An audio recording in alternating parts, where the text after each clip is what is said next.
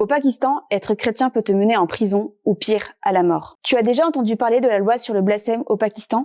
Officiellement, elle protège les religions.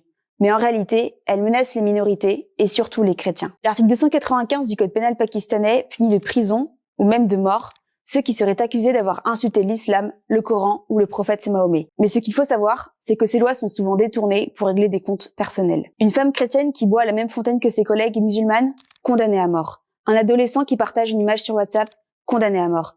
Et si tu en doutes, connais-tu Asia Bibi? En 2009, elle boit dans un gobelet, le même que ses collègues musulmanes. Une dispute éclate, elle est accusée de blasphème. Condamnée à mort, elle passe 9 ans dans le couloir de la mort, avant d'être acquittée et exfiltrée secrètement du pays. Asia Bibi n'est pas un cas isolé. En 2022, un couple chrétien de Lahore est condamné à mort car on les accuse sans preuve d'avoir envoyé un SMS insultant.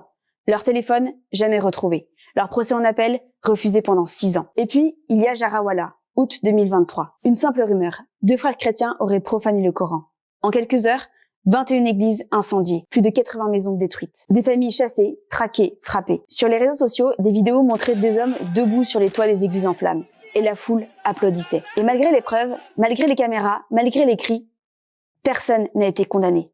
Pas un seul. Aujourd'hui encore, un chrétien accusé à tort n'a presque aucune chance de se défendre. Pas besoin de preuves.